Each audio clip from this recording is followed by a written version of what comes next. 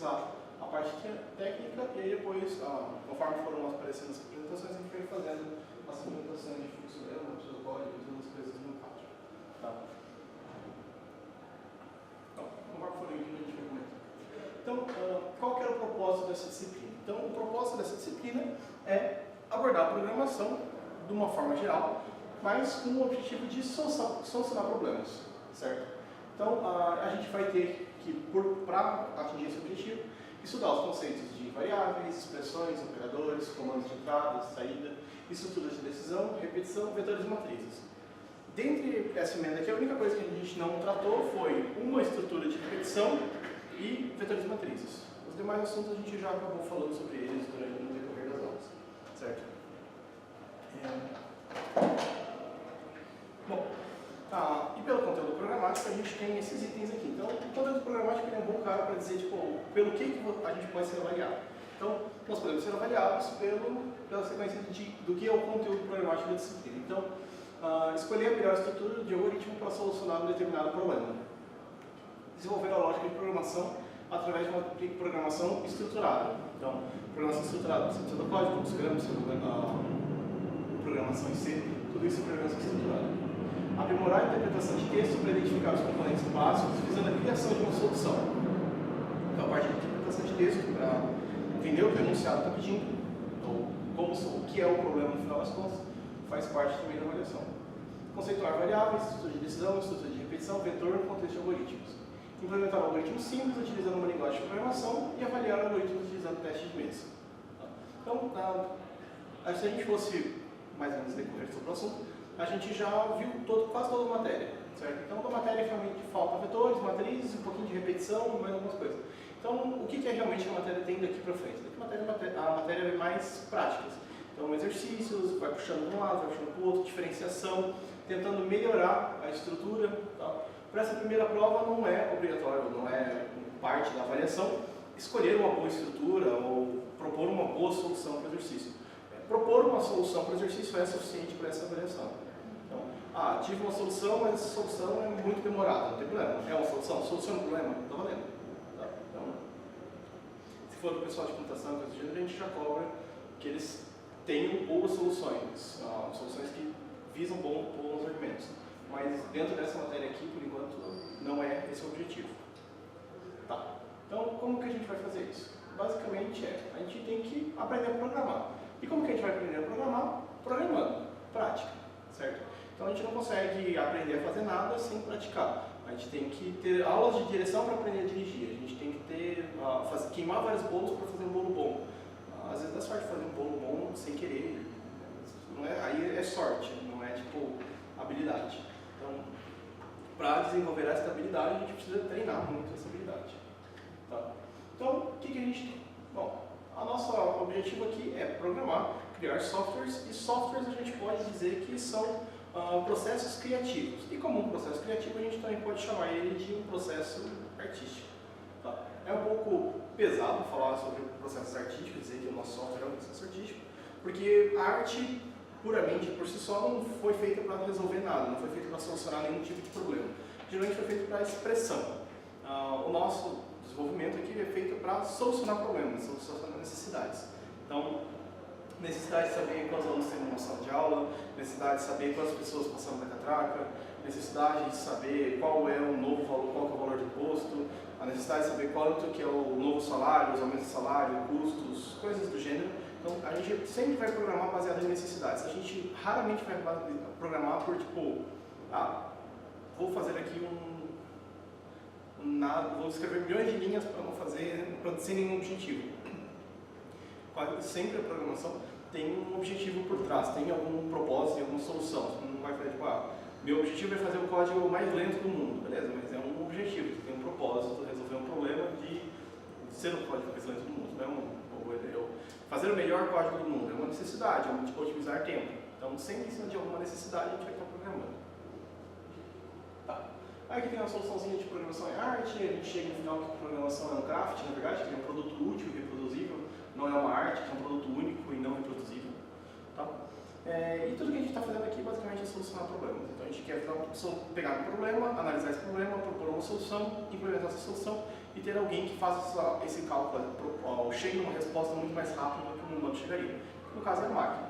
Então, a gente como humano consegue desenvolver melhor o pensamento, a máquina como máquina consegue fazer cálculos mais rápido. Então a máquina não pensa, não raciocina, não interpreta, mas o que a gente disser para ela fazer, ela vai fazer de maneira muito rápida. Tá? Como que ela vai fazer isso? Bom, basicamente ela vai ter um fluxo que ela tem que seguir. Primeiro, ela tem que conhecer os dados de entrada. Então, eu conhecendo os dados de entrada, eu vou pegar esses meus dados, colocar para o processamento, vou processar esses meus dados, e ao processar esses dados, ele vai gerar uma solução. Certo? E eu posso interpretar isso como as informações iniciais que eu tenho. Então, eu tenho peso e altura, eu tenho um processo, um problema para ser solucionado. Vamos dizer que, por exemplo, seja calcular o valor do IMC de uma pessoa e o resultado, que é o valor numérico desse IMC em uma classificação, por exemplo.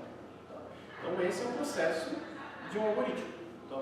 Então, esse é um processo de uma solução de um problema. Então, conhecer as informações iniciais, propor um problema e obter resultados. A gente vai estar concentrado nessa parte aqui, de solucionar um problema, propor um algoritmo. Então, a gente não sabe quem são as informações de entrada e o que a gente tem que conseguir atingir é um resultado. Então, a informação de entrada, geralmente a gente vai pedir para o nosso usuário, tipo, qual é o seu peso, qual é a sua altura. Vai ler essas informações, processar, fazer os cálculos utilizando as informações fornecidas e gerar uma resposta que vai ser fornecida para ele. Mas a resposta gerada foi o valor errado. Pode ser que eu fiz um cálculo errado, ou o meu usuário que informou o valor errado. Vamos dizer que eu estou calculando que a altura é medida em metros. Então, eu estou pensando que a altura é 1,83. E o usuário me informa que ele tem 183, porque ele falou em centímetros. Então, pode ter sido um erro de programação, pode ser um erro do usuário. Nesse caso, seria um erro de falta de especificação, de falar para o usuário, olha, me informa a sua altura em metros. Utilizando ponto. Vamos lá, o que mais? Então, o que a gente está com aqui? O objetivo é formar um algoritmo, propor um algoritmo, que nada mais é do que uma sequência infinita de passos que não se restringe ao computador, a gente também pode executar, que a gente faz teste de mesa, a gente executa essa sequência de passos, mas esses passos vão ser muito bem definidos e não ambíguos. Você não fica na dúvida do que você tem que fazer ou não. Aquele passo é muito claro do que ele está falando. Tá, aí a gente tinha um videozinho para a gente assistir, tipo, qualquer uma boa razão para programar. Alguns problemas que a gente pode solucionar, por exemplo, classificação numérica, dizer se o número é par ou o número é ímpar, dizer se o número é primo ou não, dizer se o número é múltiplo de 7 ou não. Então, eu estou classificando o número, estou dizendo se ele pertence ou não àquele conjunto que eu quero trabalhar. Ou, nesse caso aqui, separando ele em dois conjuntos. Ele é par, ele não é par, portanto ele é ímpar. Então, são classificações. Existem vários jeitos da gente chegar na mesma solução. Então, por exemplo, se eu quero só afirmar se o número é par ou se o número é ímpar, eu posso, por exemplo, subtrair 2 várias vezes nele, enquanto o número for maior que 0. Se eu chegar em 0, ele é par, se eu chegar em 1, ele é ímpar. Ou se eu chegar em menos 1, é ímpar. É uma solução? É uma solução. Não é uma solução tão boa assim, se a gente pegar um número tipo 1 milhão, ele vai fazer 500 mil subtrações. Agora, eu posso pegar o meu número e dividir. Se a divisão for uma divisão inteira, ele é par. Se a divisão for uma divisão com um número decimal, ele é ímpar. Sei lá, eu posso propor várias soluções aqui para a classificação desse número. Por exemplo, se for para calcular se é um número primo, como que a gente faz para saber se o número é primo ou não?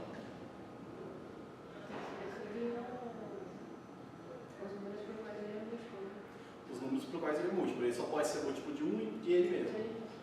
Então, você tem que verificar a divisibilidade dele por todos os números no meio do caminho para ver, ele não é divisível por esses números, logo, ele é primo. Não, ele não é primo porque ele é divisível por esse número. Não. Então, legal, fica piscando. Dando sinais de vida, se comunicando. Então, a gente jamais são outros problemas que a gente pode solucionar, o problema dos missionários, problemas do menor caminho, dado uma certa posição inicial, uma certa posição final, qual é o menor caminho que eu posso fazer para traçar, ou dado uma sequência de pontos onde eu tenho que passar, qual que é o menor caminho entre esses pontos, ou em que ordem das cidades eu vou visitar. Vamos dizer que eu quero passar por todas as capitais do Brasil de carro, percorrendo o menor caminho possível. Existe uma solução para isso? Existe. Qual é a solução para isso? Não sei. Existe uma solução para isso. Tá? Eu posso simplesmente tentar uma solução qualquer e chegar numa solução, talvez não seja uma solução tão boa, por exemplo, sair da estação Brigadeiro e chegar na unidade da Paulista 2 da IMI. Então eu ia até a Rebouças, subia a Rebouças até a Sé, depois da Sé subir a 13 de maio. Aí chega na Embi. É uma solução? É. Mas demora 1h25 e 6,4 km. Isso tem uma solução? Tem uma solução que tipo, demora 800 metros e 11 minutos. Mas nem sei, mas por alguma razão eu escolhi a outra solução, ou por alguma razão essa solução não é a trivial. Então, chegar numa solução como essa é chegar numa solução. Eu não pedi a melhor solução, eu pedi uma solução. Então, essa é uma boa solução. Ou melhor, essa é uma das soluções. Existem infinitas soluções piores do que essa, e existem algumas soluções melhores do que essa. Então, é uma boa solução. Bom, como que a gente vai solucionar esses problemas? Existem várias e várias técnicas por trás disso, várias teorias por trás disso, teoria de grafos, teoria de autômatos finitos, menor caminho, maior caminho, otimização de caminho, coisas do gênero, mas a gente não está aqui focando nesse tipo de coisa. Aqui nosso objetivo é chegar de um lugar para o outro, chegar de A para B. Não importa como, não importa quanto tempo se leva. Então, nosso objetivo aqui é construir softwares. E software nada mais é do que todo meio que a gente pegou o nosso problema, planificou, programou e escreveu ele numa linguagem de programação. Essa linguagem de programação que pode ser executada por um computador e propõe, e assim dessa forma gera um software a ser executado. Tá? Como que a gente faz para criar a nossa solução? Bom, a gente tem que propor um algoritmo. Qual que é o passo a passo para criar um algoritmo? Primeiro, a gente tem que reconhecer quais são as necessidades que o nosso problema está tentando resolver. Então, eu reconheci as necessidades do meu problema. Então, por exemplo, eu entendi que o meu problema está querendo classificar ou dar um valor numérico do IMC. Então, esse é o meu problema. Como que eu vou resolver o meu problema? Bom, eu preciso conhecer as informações. Que informações? Peso e altura. Eu preciso fazer um cálculo, eu preciso mostrar para ele a informação e depois classificar em qual faixa etária esse valor numérico está. Então, esse daqui é um algoritmo para propor isso. Tá. Então, eu vou planificar o meu problema, escolher as ferramentas necessárias. Eu vou precisar de uma verificação, vou precisar de um lote de repetição, vou precisar, sei lá, de uma leitura, de uma escrita, de qualquer tipo de ferramenta aqui que a gente possa trabalhar. Aí eu vou escrever o meu programa numa linguagem de programação escolhida. Então, eu vou escolher uma linguagem de programação, não preciso escolher todas, eu posso escolher pseudocódigo, fluxograma, programação em C. Eu vou escolher uma dentre elas. E aí, esta que eu escolhi, eu vou escrever o meu programa nessa linguagem.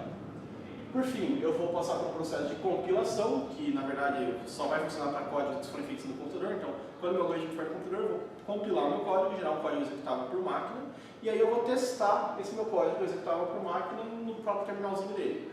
Se for um código não compilável, então um pseudocódigo ou fluxograma, eu pulo a parte de compilação e faço o teste manual, então o teste de mesa, que é um teste manual. Tá?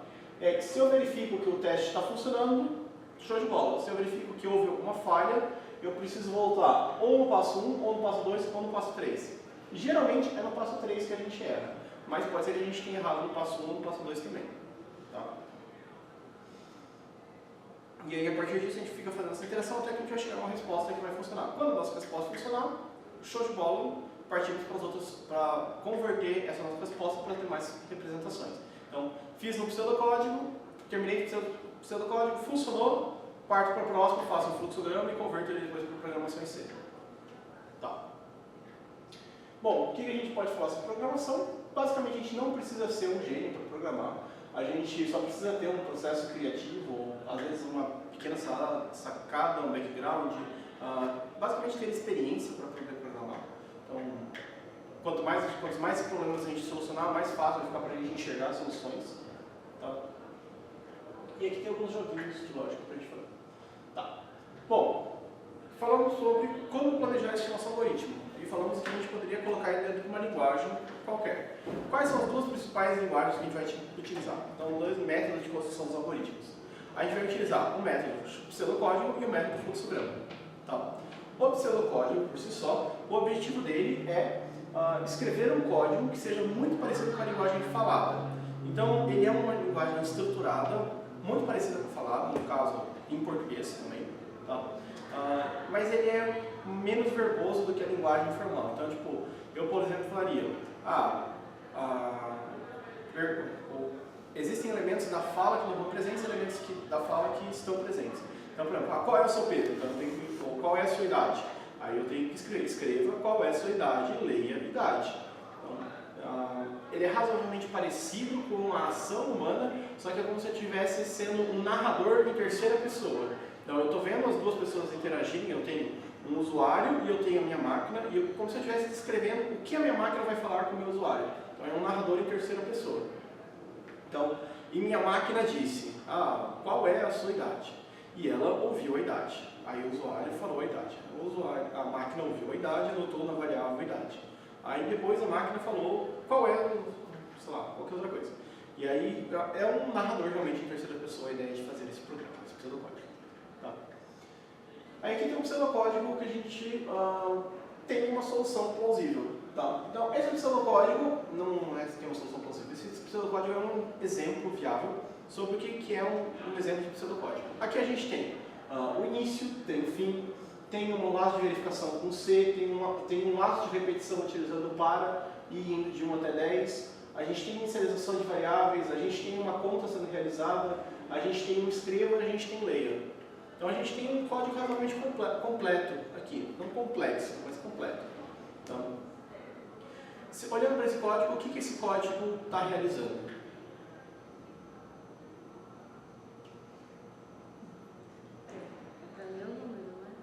Ler números. Quantos números? De 1 a 10. Não. Ler números de 1 a 10. E o que ele vai fazer com esses números que ele está lendo?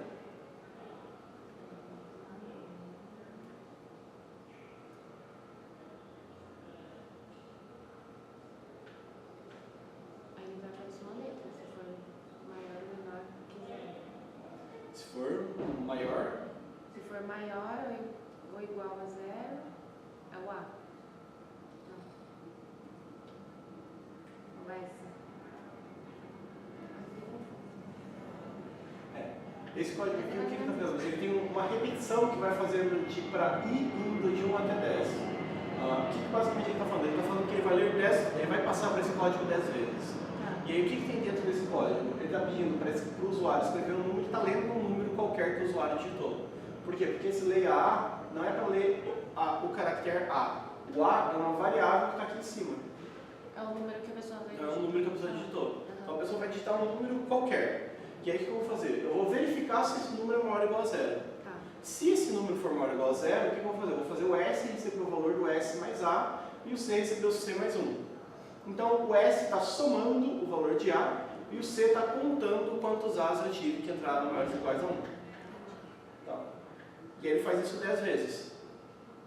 Por que ele faz isso 10 vezes? Por que ele lê os valores 10 vezes? Ou o que ele faz com esses valores depois de ter lido 10 vezes? Aí vai calcular a média. Vai calcular a média. A média de quê? De todos os números que ele deu, né? Quais?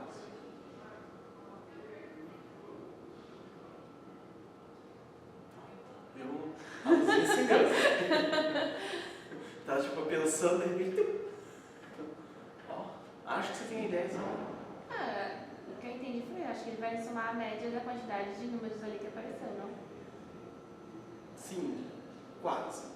Faltou falar que dos números que ele leu, cujo valor era maior ou igual a 0. Então todos os valores negativos foram descartados. Eu só fiz a média dos valores, eu li 10 números, e dentre os números que forem maiores ou iguais a 0, eu calculei a média deles. Então isso é o que o algoritmo está fazendo. Certo? Bom, a gente pode ter outros pseudocódigos também. Esse daqui a gente fez em aula. O cálculo do IMC, que é peso dividido por altura ao quadrado. Então, como que a gente planificaria esse problema? Como poderia ser a planificação desse problema? Isso que a gente fez lá no início, né? Isso.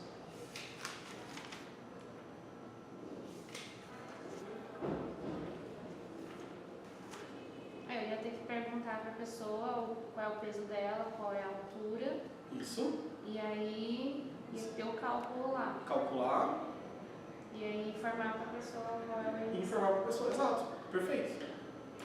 Então, criar as variáveis, perguntar o peso, ler o peso, perguntar a altura, ler a altura, calcular o IMC, que é o peso dividido por altura ao quadrado, então altura vezes altura, e escrever o seu IMC e IMC. Sim. Então, ler as informações, calcular o IMC e mostrar para a pessoa o IMC. Perfeito. Essa é a planificação. Então, E aí, uma solução de planificação seria esse cara aqui, escrito numa linguagem estruturada que é o pseudocódigo. Aí teve alguns outros pseudocódigos para fazer, mas deixa eu falar por enquanto. E vamos para o próximo. O próximo é o fluxograma, que é basicamente um diagrama de blocos. Tá? Então ele é uma forma um pouco mais universal, que não utiliza as palavras para dizer os comandos, mas sim formas geométricas. Quais formas geométricas? Basicamente essas fórmulas aqui. Então eu tenho a fórmula de cálculo, eu tenho fórmula para escreva, eu tenho fórmula para o leia, para o início, para o fim, para o C.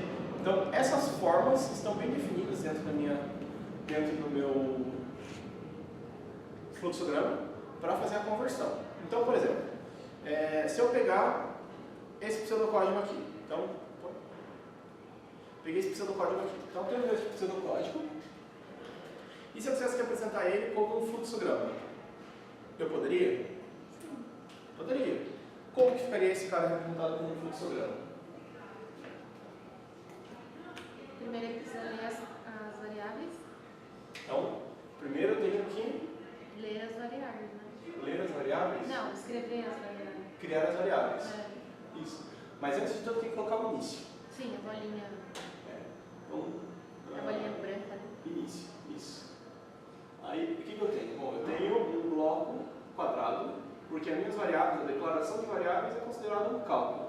Tá. Porque o computador tem que operar na criação de suas variáveis. Então, variáveis são o S, o C, o I, o A e o MD, que é do tipo real. Certo? Próxima linha. O que ele vai fazer?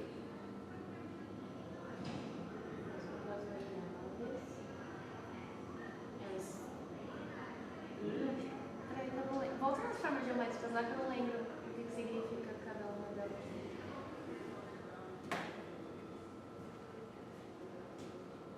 Deixa eu só marcar aqui.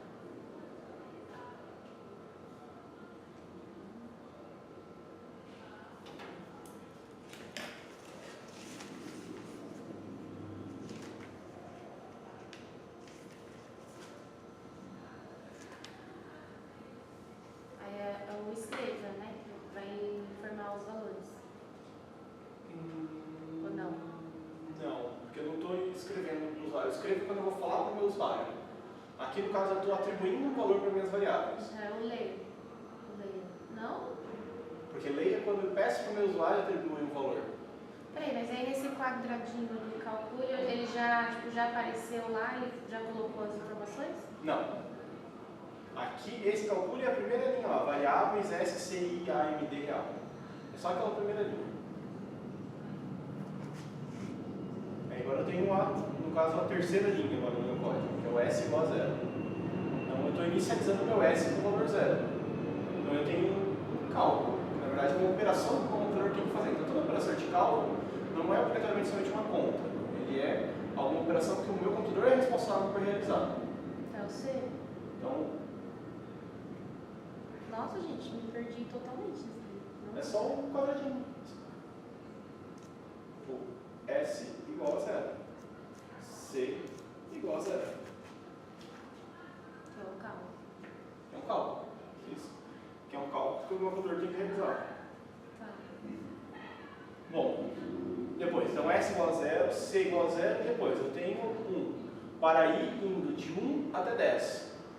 Como que eu faço para um número ir de 1 até 10? Eu tenho que inicializar ele valendo 1. Então, I igual a 1. Aí o que eu vou fazer? Eu vou fazer uma verificação se o meu I está entre 1 e 10. Então, vou verificar se o meu I é menor ou igual a 10. Então, vou verificar se o I é menor ou igual a 10. Menor ou igual a 10. Certo? Se isso daqui for verdade, então isso aqui é verdade, o que ele vai fazer? S maior. Não, aqui eu estou no para ir indo de 1 até 10. Um pouquinho acima ainda do código.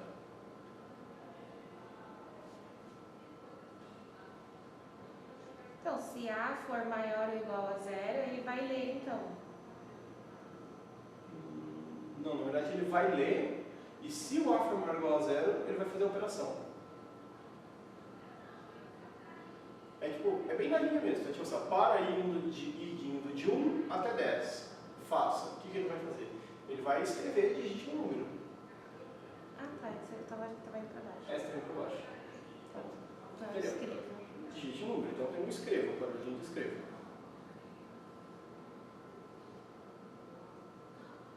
Digite um número. Depois de falar para o usuário digitar um número, o que ele vai fazer? Aí ele vai verificar o número, né? Para ver se ele vai fazer aquela leitura ali. Ele vai calcular. Que mais? Ele vai ler o número. Aqui ele só pediu o número, ele ainda não leu o número. O leia o número está na próxima linha, que é o leia A. Tá. Então ele vai ter que fazer uma leitura em cima do valor do A. Então, eu fiquei confusa porque aquele C já foi lá em cima, ele não tinha que vir então embaixo? Não, é que esse daqui não é o C, esse daqui é um de repetição. Ah, é aquele que você deu o exemplo lá na aula passada. Isso, é o para repetir. Ah. Porque ele vai repetir esse trecho de código aqui 10 vezes. Entendi. Tá. Aí, agora sim vai entrar a verificação se o A é maior ou igual a 0. Aqui sim eu vou verificar se o A é maior ou igual a 0.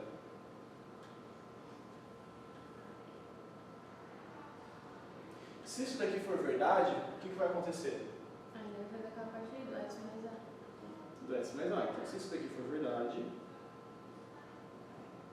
ele vai fazer o S igual S mais A e o C igual C mais 1.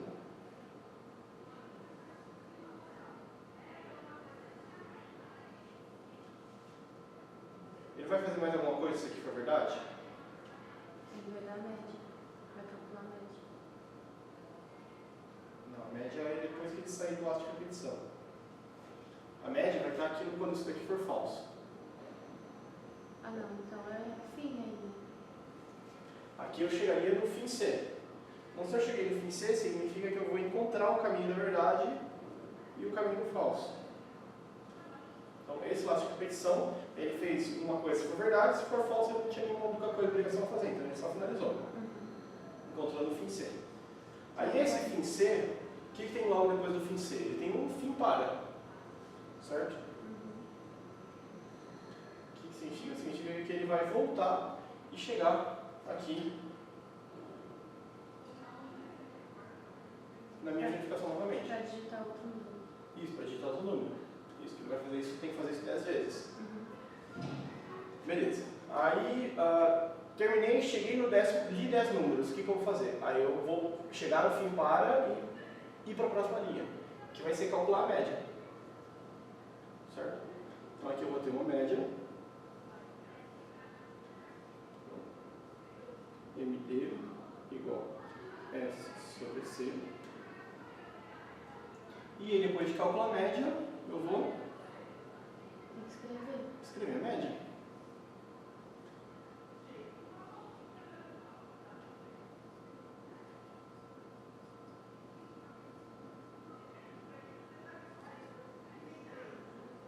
E depois de mostrar a média, Aí sim.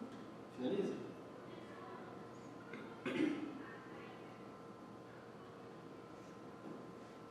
Esse pseudocódigo aqui está certo? Ou esse fluxograma está certo? Eu acho que sim. Aparentemente sim. O que a gente tem que fazer agora? A gente tem que pegar e testar ele. Como que a gente vai testar? Utilizando o teste de mesa. Certo? Como que a gente realiza um teste de mesa? Tem que montar aquela tabelinha lá. Tem uma tabelinha com o quê? Com as variáveis. Com as variáveis. Então vamos lá. Eu tenho uma variável S, C, I, A e o MD. Certo?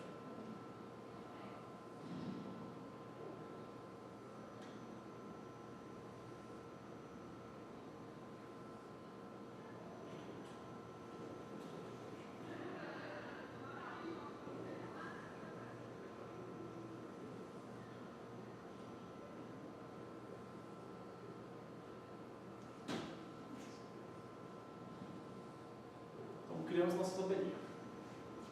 E aí o que a gente tem? Bom, a gente tem que executar esse código. Então vamos tentar executar esse código aqui. Então, tenho minhas variáveis foram para a minha tabela. Aí eu tenho a minha inicialização aqui, eu tenho um cálculo. Então, o que eu estou fazendo nesse cálculo? Estou fazendo o S receber 0, então S recebe 0, C recebe 0, C recebe 0, I recebe 1, o I recebe 1. Aí eu vou verificar, o I é menor ou igual a 10? 1 é menor ou igual a 10? 1 é o quê? 1 é menor ou igual a 10? É. Sim, então é verdade. Aí ele vai pedir digite um número, e ele vai ler um número e vai colocar em A. Tá. Que número, por exemplo? 3. 3. Então, lê o valor do número 3. 3 é maior ou igual a 0? É. Sim, então ele vai fazer o quê? Vai fazer o S receber o valor de S mais A e o C receber o valor de C mais 1. Então, S recebe S mais A, então S era 0, 0 mais 3, 3. C era 0, 0 mais 1, 1. Aí ele veio, não quis executar e vem aqui. I é menor ou igual a 10? É. 1 é menor ou igual a 10, digite o número. Lê um número. Que número que ele vai ler? 7. 7.